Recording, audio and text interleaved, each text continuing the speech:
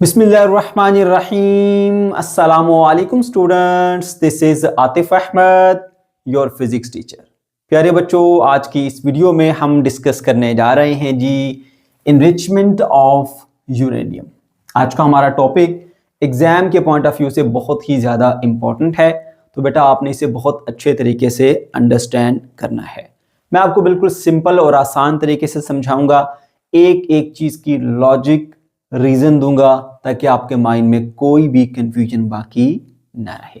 ठीक है बेटा, तो आज के इस वीडियो लेक्चर में आप सीखेंगे कि इनरिचमेंट ऑफ यूरेनियम होती क्या है और इसका क्या मकसद है, हम क्यों यूरेनियम की इनरिचमेंट करते हैं। इसके अलावा हम ये सीखेंगे कि यूरेनियम की इनरिचमेंट करने के लिए कौन से डिफरेंट मेथड हैं। इनमें हम बात करेंगे नंबर 1 पर गैस डिफ्यूजन मेथड पर, number 2 laser enrichment process, number 3 gas centrifugation method. ठीक है बेटा, तो चलिए जी स्टार्ट करते हैं और सबसे पहले हम ये सीख लेते हैं कि इनरिचमेंट ऑफ यूरेनियम का मतलब क्या है। ठीक है, और यूरेनियम की इनरिचमेंट क्यों जरूरी है, इसका क्या मकसद है।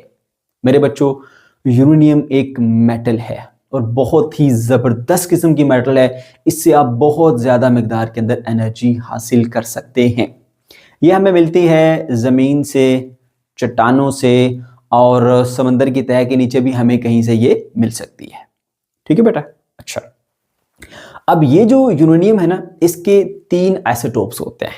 ठीक है, एक को हम कहते हैं यूरेनियम 234, एक को कहते हैं यूरेनियम 235 और एक होता है यूरेनियम 238। 3 इसके आइसोटोप्स होते हैं। याद रहे कि आइसोटोप एक ही एलिमेंट के एटम होते हैं जिनके एटॉमिक नंबर सेम होता है बट मास नंबर उनका डिफरेंट होता है।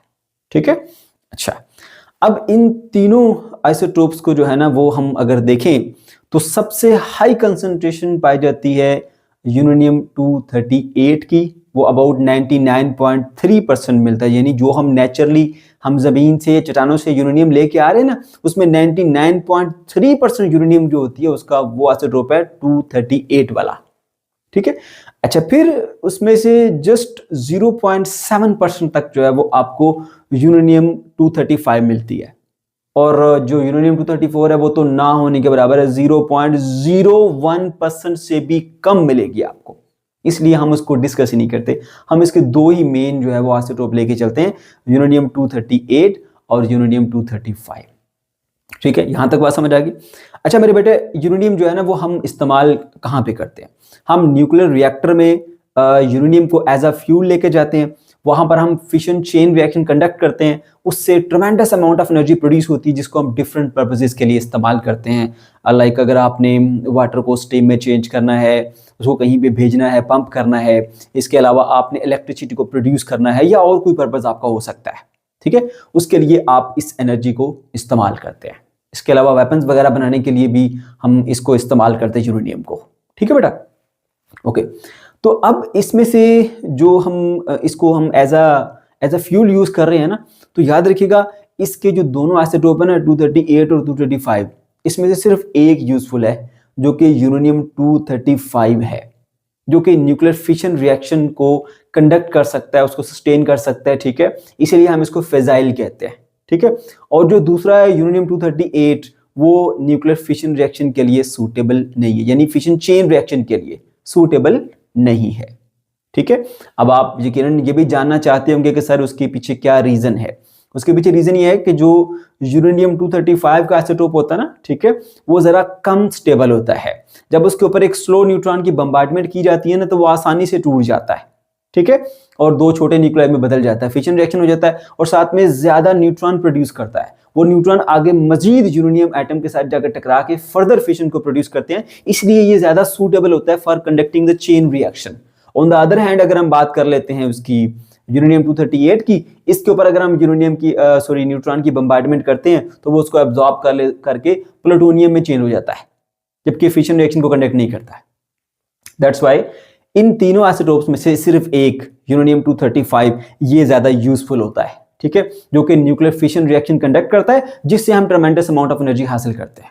लेकिन प्रॉब्लम क्या है कि अगर हम डायरेक्टली जो जमीन से यूरेनियम निकाली है उसको डायरेक्टली हम एज अ फ्यूल ले जाएं, उसको न्यूक्लियर रिएक्टर के अंदर डाल दें, तो उसमें तो बहुत ही कम मिकदार है यूरेनियम 235 की, जो कि हमारे काम का, जिसने न्यूक्लियर फिशन रिएक्शन कंडक्ट करना है वो तो चेन रिएक्शन कंडक्ट ही नहीं कर पाएगा। क्योंकि बेटा चेन रिएक्शन कंडक्ट करने के लिए आपने एक यूरेनियम के ऊपर जाके एक न्यूट्रॉन को, स्लो न्यूट्रॉन को बम्बार्डमेंट की, वो ब्रेक हुआ, 3 न्यूट्रॉन मिले, मगर उन 3 न्यूट्रॉन को आगे एटम भी तो चाहिए जिससे जाके वो टकराएंगे और आगे फिशन चेन रिएक्शन चलेगा। अगर और एटम भी अवेलेबल ना हुए तो फिर तो उधर ही रुक जाएगा, चेन रिएक्शन तो नहीं चलेगा। इसलिए ये जो 0.7% की कंसंट्रेशन है ना यूरेनियम 235 की, भाई ये काफी नहीं है। इसके साथ अगर आप लेके चलेंगे न्यूक्लियर रिएक्टर में इस फ्यूल को, यूरेनियम को, तो वो आपका फिशन रिएक्शन का जो चेन रिएक्शन है वो कंडक्ट कर ही नहीं सकेगा। तो फिर वहां पे हमें जरूरत होती है कि हम ऐसा कर लें कि इस यूरेनियम 235 वाला जो एटम है ना, ये जो आइसोटोप है, इसकी कंसंट्रेशन को न्यूक्लियर फ्यूल के अंदर थोड़ा सा बढ़ा दें। हम कितनी बढ़ा दें? 3% से लेकर 5% तक बढ़ा दें। अगर हम उससे न्यूक्लियर रिएक्टर में जो है वो एक रिएक्शन कराना चाह रहे हैं और उससे एनर्जी हासिल करना चाह रहे हैं तो ठीक है, 3% तक ले जाओ उसको, 5% तक ले जाओ, उसके बाद फिर इसको आप यूज करोगे एज अ फ्यूल, तो वो अच्छे तरीके से आप न्यूक्लियर फिशन रिएक्शन को कंडक्ट करेगा और आपके कंट्रोल में रहेगा, और जो एक जो फिशन रिएक्शन है वो भी सस्टेन रहेगा। ठीक है, बात को समझ गए। लेकिन अगर आप इसको यूज करना चाह रहे हैं वेपन्स में, ठीक है, या एटम बम बनाने के लिए, तो फिर उसकी 5% या इसकी कंसंट्रेशन नहीं, बल्कि वहां पे फिर बहुत हाई कंसंट्रेशन चाहिए, अबाउट 90% या उसके आसपास आपको कंसंट्रेशन चाहिए यूरेनियम 235 की, तब जाके आप ये एटॉमिक बम बना पाएंगे। समझ गए? अच्छा, तो बेटा ये जो एक यूरेनियम के अंदर उसकी कंसंट्रेशन लो थी ना 0.7%, उस कंसंट्रेशन को बढ़ाकर 3% या 5% तक लेकर जाना, 3 to 5% तक लेकर जाना, इसको बोलते हैं यूरेनियम की एनरिचमेंट। समझ गए? बात क्लियर होगी? अब मैं जल्दी से समराइज करता हूं, यूरेनियम की एनरिचमेंट क्या है। भाई यूरेनियम के 3 आइसोटोप हैं, 235 है, 238 है। 238 किसी काम का नहीं है, हमारे काम का क्या है, यूरेनियम 235 है। अच्छा, फिर उसकी कंसंट्रेशन बहुत कम होती है, कितनी? 0.7%। काम की नहीं है, क्या करो, बढ़ाओ। क्या करेंगे, कैसे बढ़ाएंगे?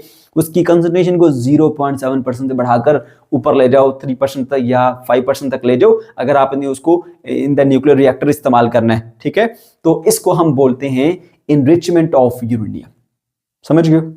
अब इसको लिखना कैसे है, साथ साथ वो भी तरह देखते चले जाएं। ठीक है, देखो भाई, आपने हेडिंग लगा देनी है जी, एनरिचमेंट ऑफ यूरेनियम को डिफाइन करना है। Uranium enrichment is the process of increasing concentration of fissile isotope uranium 235 from its natural level 0.7% to higher percentage like 3 to 5%।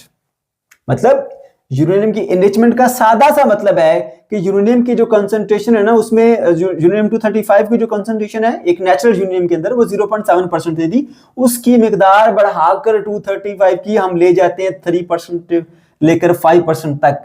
ठीक है, इसको न्यूक्लियर यूरेनियम की जो है वो एनरिचमेंट कहते हैं। बात समझ गए ना? नेचुरल यूरेनियम में यूरेनियम 235 0.7% होता है, हमने उसको बढ़ाकर 3 से 5% तक लेके जाना है अगर हम उसको न्यूक्लियर रिएक्टर में जाकर रिएक्शन कराना चाहते हैं, एक फिशन चेन रिएक्शन कंडक्ट करना चाहते हैं। अब ये जो हमने यूरेनियम के अंदर 235 की कंसंट्रेशन को बढ़ा दिया ना बेटा, इसका मतलब होता है एनरिचमेंट ऑफ यूरेनियम। अब मैंने 3-4 बार बता दिया, अब मेरे ख्याल से आपको समझ आ जानी चाहिए। ठीक है, फिर आप हेडिंग लगाएंगे एक्सप्लेनेशन की, और जो बातें मैंने आपको बताई वही आपने यहाँ पे लिखेंगे कि भाई इसके 3 आइसोटोप होते हैं, एक 234 है, 235 है, 238 है। फिर कंसंट्रेशन लिख दो, ये जो 238 है 99.3% होता है, बट नॉट फिसाइल। ठीक है, और 235 जो है ये फिसाइल होता है, यानी ये फिशन चेन रिएक्शन को कंडक्ट कर सकता है, बट ये 0.7% होता है। ठीक है, 234 होना ना होना एक बराबर है, 0.01% से भी लेस होता है। फिर इसको इग्नोर कर दो। ठीक है, इन दो को कंसीडर कर लो। ओके, फिर आप बताएंगे every isotope of the uranium is not equally favorable for the nuclear fission chain reaction, but uranium 235 can absorb the neutron to undergo this fission। 235 के अंदर ये एबिलिटी है कि वो फिशन चेन रिएक्शन को कंडक्ट कर सकते हैं, क्योंकि ये 238 के मुकाबले में लेस स्टेबल होता है, कम स्टेबल होता है, आसानी से टूट जाता है, जबकि 238 ज्यादा स्टेबल होता है। यही वजह वो फिर फिशन रिएक्शन नहीं करता। ठीक है, बल्कि वो न्यूट्रॉन को ऑब्जॉर्ब करके प्लूटोनियम में तब्दील हो जाता है 239 में। ठीक है, विच इज आल्सो फिजाइल। लेकिन फिजाइल तो है बट वो इस रिएक्टर के अंदर वो काम नहीं आ सकता, उसके लिए फास्ट रिएक्टर होता है, उसमें जाके इसको रिएक्शन कराना पड़ता है। अब एक वक्त में या तो आप ये वाले लेके चल सकते हो या आप वो लेके चल सकते हो, दोनों नहीं लेके चल सकते। दैट्स वाई बेशक ये फिजाइल बन गया बाद में, यानी न्यूट्रॉन को ऑब्जॉर्ब करने के बाद प्लूटोनियम में चेंज होगा, प्लूटोनियम फिजाइल है, उससे फिशन रिएक्शन हो सकता है, मगर वो फास्ट रिएक्टर में होगा। फास्ट रिएक्टर क्या होता है, मैंने अलग से उसके ऊपर एक वीडियो लेक्चर बनाया, वो आप देख सकते हैं। ठीक है, तो वो फिर स्लो न्यूट्रॉन से आगे नहीं चलेगा काम। ठीक हो गया बेटा। अच्छा, उसके बाद फिर आप बताएंगे कि uranium 235 is only 0.7% of the natural uranium which is not suitable to sustain nuclear chain reaction in the reactor. Reactor में भाई हमारे काम का ही नहीं है, क्योंकि बहुत कम कंसंट्रेशन है इसकी 0.7, जो हमारे काम का था उसकी मिकदार ही बहुत कम है, तो हमने उसकी मिकदार को बढ़ाना है। तो अगर आप 3 से 5% तक बढ़ाएंगे यूरेनियम 235, तो वो आपका जो है वो फिशन चेन रिएक्शन कंडक्ट कर सकता है इन द न्यूक्लियर रिएक्टर। लेकिन अगर आप उसको वेपन के तौर पे यूज करना चाहते हैं, एटम बम बनाना चाहते हैं, तो फिर उसमें 90% के लगभग जाके आपको यूरेनियम 235 की कंसंट्रेशन चाहिए। ठीक है, जब इतनी हो जाएगी तो फिर आप जो है वो इसको वेपन्स में इस्तेमाल कर सकते हैं। So we increase the concentration of U235 by different method of enrichment. मैंने तीनों बताए आपको। Number 1 gaseous diffusion method, number 2 laser enrichment method, number 3 gaseous centrifugation method. ये 3 मेथड है मेरे बच्चों जिसके जरिए आप न्यूक्लियर कह रहा हूं कि इसकी यूरेनियम की एनरिचमेंट कर सकते हैं। अब वन बाय वन डिस्कस करते हैं गैस सेंट्रीफ्यूगेशन। पहले जरा समझ लीजिए, एक बार स्केच बना लीजिए, फिर मैं आपको नोट्स के ऊपर लेके आऊंगा और वहां पे बताऊंगा कि कैसे पेपर में आपने लिखना है इसको। मेरे बच्चों, गैस सेंट्रीफ्यूगेशन मेथड जो है उसकी तरफ बढ़ने से पहले मैं आपको एक चीज बता दूं कि यूरेनियम जो हमें मिलती है ना, वो सॉलिड फॉर्म में होती है। ठीक है, मेटल है एक, सही है। लेकिन इस फॉर्म के अंदर जो है ना, हम उसकी सेपरेशन करना थोड़ा मुश्किल होता है, तो हम इसको गैसियस फॉर्म के अंदर लेके जाते हैं, वो भी ऐसी गैस में जो कि ज्यादा स्टेबल गैस बने और ड्यूरिंग एनरिचमेंट प्रोसेस वो डीकंपोज ना हो, किसी और के अंदर चेंज ना हो, ऐसी स्टेबल गैस हमें चाहिए। तो वो स्टेबल गैस फिर हम क्या करते हैं, वो हम सिंपल यूरेनियम की बजाय यूरेनियम हेक्साफ्लोराइड गैस में इसको कन्वर्ट करते हैं, जो कि बहुत स्टेबल रहती है और ड्यूरिंग एनरिचमेंट प्रोसेस जो है वो डीकंपोज नहीं होती। ठीक है, अच्छा, इसलिए हम क्या करते हैं, इस सॉलिड इसको यूरेनियम को ना हम कन्वर्ट कर देते हैं गैस में। और गैस कौन सी, यूरेनियम हेक्साफ्लोराइड। अक्सर बच्चे पूछते हैं कि सर हमने क्यों इसको गैस में तब्दील किया। तो गैस में तब्दील करेंगे तो हमारे लिए आसानी हो जाती है इसको सेपरेट आउट करना। जो डिफरेंट मेथड है ना, जैसे हमारे पास ये गैसियस डिफ्यूजन है, अगर ये गैस की फॉर्म में होगा तो आसानी से फिर हम इसके अंदर एनरिचमेंट कर सकते हैं। इसके अलावा गैस की फॉर्म में होगा तो हैवी एटम्स को या हैवी जो इसके आइसोटोप्स है और लाइटर आइसोटोप्स को, उसको भी आप अलग अलग कर सकते हो इसके अंदर स्पिन करा के। ठीक है, और भी हमारे पास लेजर की जो डिफ्यूजन है उसके अंदर भी इसको आसानी से यूटिलाइज किया जा सकता है। इसलिए ज्यादा बेहतर है, अगर आप इसको सेपरेट आउट करना चाहते हैं ना, तो आप इसको एक स्टेबल गैस में ले जाओ। तो वो स्टेबल गैस जो है ज्यादा बेहतर है अगर आप इसको लेके चले जाओ बजाय यूरेनियम के हम यूरेनियम हेक्साफ्लोराइड गैस में कन्वर्ट कर लेते हैं। रीजन मैंने बताइए, स्टेबल होती है, ड्यूरिंग एनरिचमेंट प्रोसेस जो है वो डिफ्यूज नहीं होती। ठीक है, डिफ्यूज कह रहा हूं, सॉरी, डीकंपोज नहीं होती। ठीक है, अच्छा बेटा, हम हो गया क्या करना हमने, ये होता है कि 2 गैसें हैं, एक फ्लोरीन है एक क्लोरीन है, दोनों बहनों को हम आपस में रिएक्शन करा देते हैं। ठीक है, और उसके बदले में हमें मिलती है जी क्लोरीन टेट्राफ्लोराइड। ठीक है, सॉरी टेट्रा कह रहा हूं, ट्राइफ्लोराइड, 3 मतलब ट्राई, मोनो डाई ट्राई 3। ठीक है, क्लोरीन ट्राइफ्लोराइड ये मिलती है। अब क्लोरीन ट्राइफ्लोराइड का फिर से रिएक्शन कराया जाता है यूरेनियम के साथ। ठीक है, और उसके बदले में फिर हमें मिल जाती है जी यूरेनियम हेक्साफ्लोराइड, और साथ में क्लोरीन की गैस जो है वो वहां से एमिट हो जाती है। ठीक है, इस तरह से हम इसको बना लेते हैं जी यूरेनियम हेक्साफ्लोराइड गैस में। अब जब यूरेनियम हेक्साफ्लोराइड गैस बन गई है, अब आगे का काम सुनो जरा। ठीक है, होता यूं है बेटा कि हम सबसे पहले मेथड पे आ जाते हैं गैस सेंट्रीफ्यूगेशन में। इसमें क्या होता है, एक कंटेनर होता है, उस कंटेनर के अंदर हम ये गैस डाल देते हैं, उस कंटेनर को ऐसे ऐसे घुमाते हैं। अब इसको हाई स्पीड से घुमाते हैं ना, स्पिन करते हैं उसको। तो स्पिनिंग से क्या होता है कि जो लाइटर इसके आइसोटोप्स है, देखो हमने क्या गैस ऐड की है उसके अंदर, यूरेनियम हेक्साफ्लोराइड। अब यूरेनियम हेक्साफ्लोराइड में किसी जगह पे यूरेनियम 235 इस्तेमाल हुई है, किसी जगह पे यूरेनियम 238 इस्तेमाल हुई है। अब दोनों के जो मैसेज हैं, इन मैसेज के अंदर मेरे बच्चों फर्क आ चुका है। 238 वाला हैवी होगा और 235 वाला लाइट होगा। अब कुछ लाइट पार्टिकल होंगे गैस की, कुछ हैवी पार्टिकल होंगे। जब उनको हम ऐसे इसको स्पिन कराते हैं, ठीक है, तो जो हैवी पार्टिकल है वो आउटर सरफेस की तरफ जाएंगे और जो लाइटर है वो सेंटर में रह जाएंगे।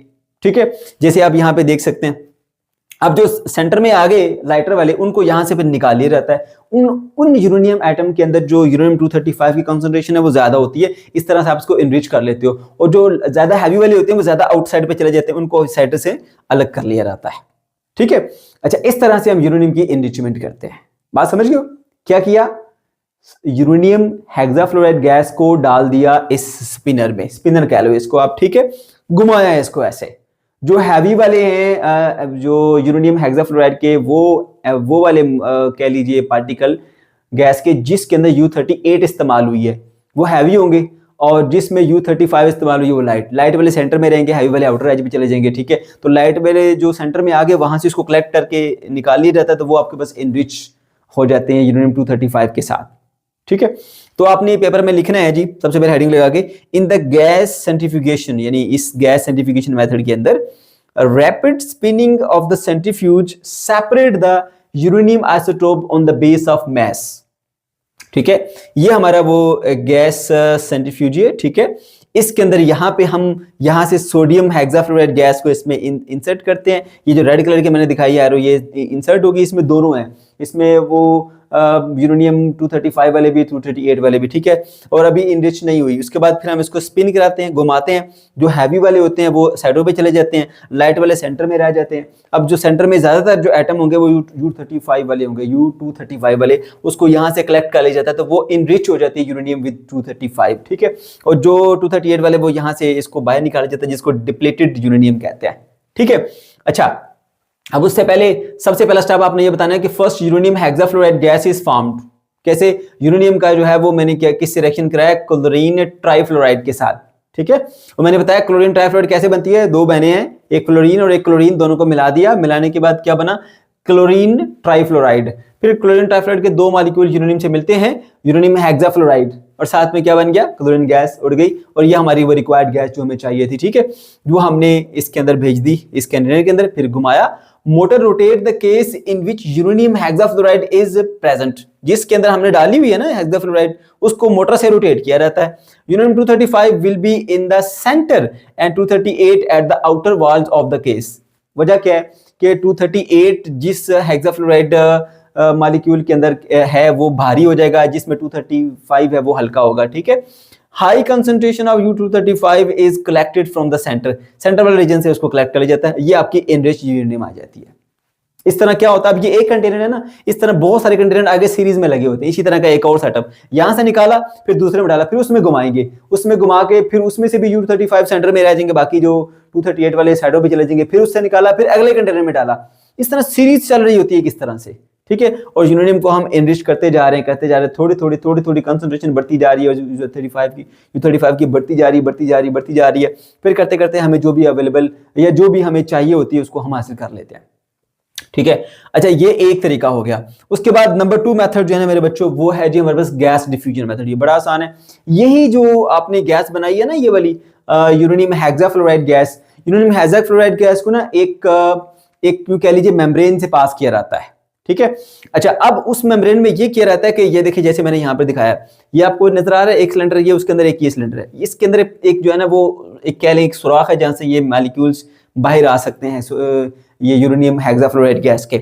अब इधर प्रेशर लो रखा जाता है, अंदर प्रेशर हाई रखा जाता है। हाई से लो की तरफ ये मूव करते हैं, तो जो लाइट वाले होते हैं, लाइट वाले वो जल्दी से ट्रैवल करके जा सकते हैं, और जो हैवी वाले होते हैं वो आहिस्ता आहिस्ता आते हैं, यानी स्लोली मूव करते हैं, आसानी से एक्सेलरेट नहीं होते।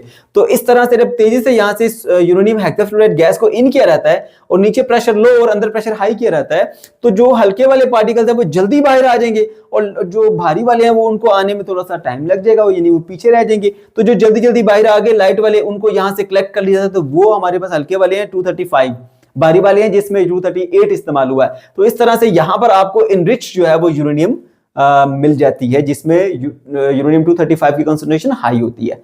ठीक है, अच्छा, इस तरह से मेरे बच्चों आप आसानी के साथ इसकी जो कंसंट्रेशन है वो बढ़ा सकते हो। ये एक और मेथड है जिसको हम गैस डिफ्यूजन मेथड कहते हैं। इसमें कहा जाता है जी, लिखेंगे पेपर में आप, in this method uranium hexafluoride gas is pass through a porous barrier. ये वो पोरस बैरियर है जिसमें से गुजर के जाती है यूरेनियम हेक्साफ्लोराइड गैस, ठीक है। अब इसमें आप अगर आप लिखना चाहें तो लिख सकते हैं कि इसके इनसाइड प्रेशर हाई होता है, आउटसाइड प्रेशर लो होता है, तो मॉलिक्यूल्स हाई से लो की तरफ मूव करते हैं। ठीक है। अब जो U35 वाले हैं, 235 वाले, वो लाइट होते हैं, वो जल्दी से पास करके आ जाते हैं, फास्टली मूव करते हैं। और जो U38 वाले होते हैं वो भारी होते हैं, मैसिव होते हैं, तो उसके मुकाबले में थोड़ा सा वो पीछे रह जाते हैं। इस तरह जब इसकी हाई कंसंट्रेशन इधर आ जाती है U235 यानी हल्के वाले की, तो उसको कलेक्ट कर लिया जाता है। इस तरह से यहाँ से आपको एनरिच यूरेनियम जो है वो मिल जाती है, और यहाँ से आपको डिप्लीटेड यूरेनियम यानी जिसके अंदर 235 की कंसंट्रेशन बहुत कम रह गई है, उसको यहाँ से हासिल कर लिया जाता है। ठीक है।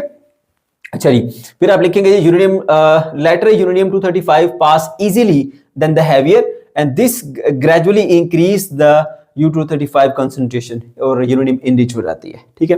फिर एक और वो भी देख लीजिए, लेजर इनरिचमेंट में भी कहीं आपसे कोई पूछ ले कि लेजर इनरिचमेंट क्या है, क्योंकि आपकी बुक में इसका नाम है बट उसकी एक्सप्लेनेशन नहीं की गई, तो मैं बता देता हूँ, कोई मुश्किल काम नहीं है, बड़ा आसान है ये भी। देखो बेटा, यूरेनियम हेक्साफ्लोराइड गैस को ना एक चैम्बर में एंटर किया रहता है। उस चैम्बर में एक साइड से ना आप लेजर लाइट को पास कराते हो, और लेजर लाइट आपने एक खास फ्रीक्वेंसी की लाइट जो है वो भेजनी होती है, जो कि ये जो यूरेनियम 235 वाले हैं वो ऑब्जॉर्व कर लेते हैं, बट यूरेनियम 238 वाले जो है वो ऑब्जॉर्व नहीं करते। ठीक है।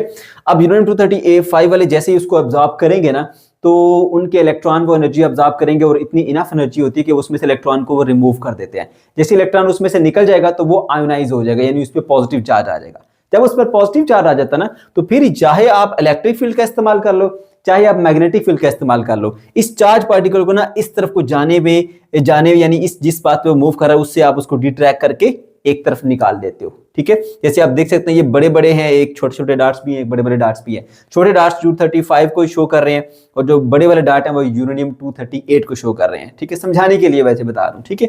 अब जब आपने लेजर फेंकी है तो 235 वाला उसको ऑब्जॉर्व कर रहा है, 238 वाला ऑब्जॉर्व नहीं कर रहा है, क्योंकि हर एक जो एनर्जी की वेव जो लाइट होती है ना, वो हर एक कोई अब्जॉर्ब नहीं करता। स्पेसिफिक एनर्जी की जो वेव्स हैं वही अब्जॉर्ब होती हैं, और स्पेसिफिक एनर्जी की वेवलेंथ ही उसमें से क्या कहते हैं, रिप्रेजेंट कह रहा हूँ, उससे रिफ्लेक्ट बैक होती हैं, उसमें से इमिट होती हैं, इमिट कहना चाहिए। ठीक है।